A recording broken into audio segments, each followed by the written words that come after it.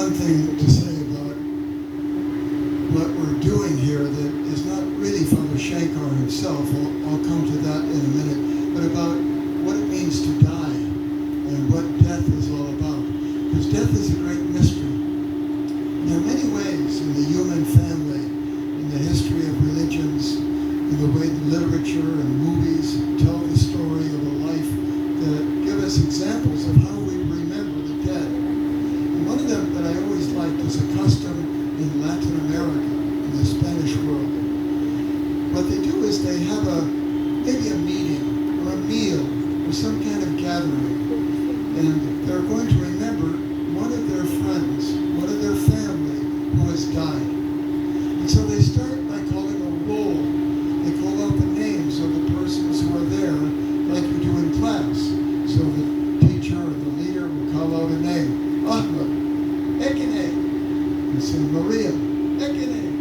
Each student answers when their name is called. And out of the order, the leader mentions the name of the one who has died. And then everyone says together, Ekene. They all are present in the memory of the one who is not there. One of the things about the lifespan, all of us have what we might call a certain beginning and an end. All of us. We're born somewhere, we live a life. Many people compare it to a journey.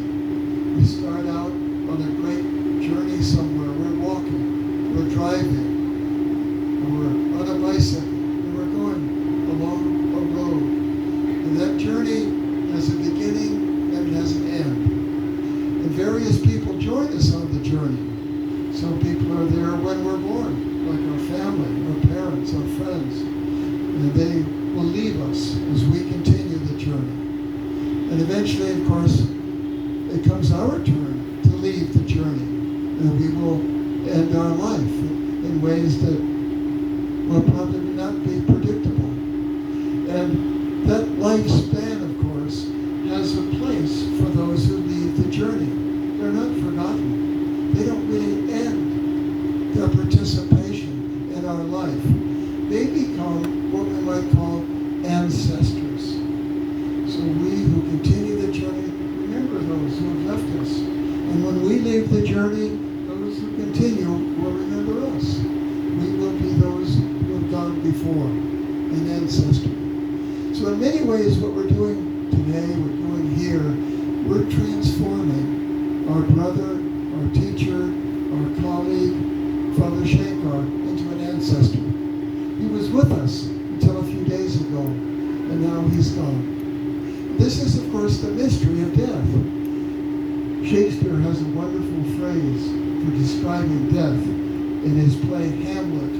He says, death is that unknown country from whose bourne, from whose residence no traveler returns. So we don't know very much about death from our experience, because no one has ever come back to tell us about it. Because we as Christians believe that Christ returned, but he didn't really tell us about death. He came to tell us about the resurrection. So we have in Shankar, I would say, a model of a man who believed in what Christ taught. And there are two things about Shankar's life, many things of course, but two I would like to emphasize. One was humility. Shankar was a man who believed, of course, like all of us, that God had called him into life. And why are we here? God's love calls us into life as children. And then we grow. We grow in a family. Later we grow in a community of some sort. And this call was what is at the heart of Father Shankar's humility.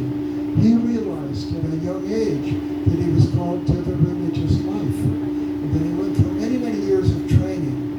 And then more training after he became a priest. And of course, then the work and the career that followed. So we can think of Shankar as a humble man. A man who answered the invitation to follow the way he was called. But the second thing about the call and about Father Shankar is confidence. only was humble, but he believed.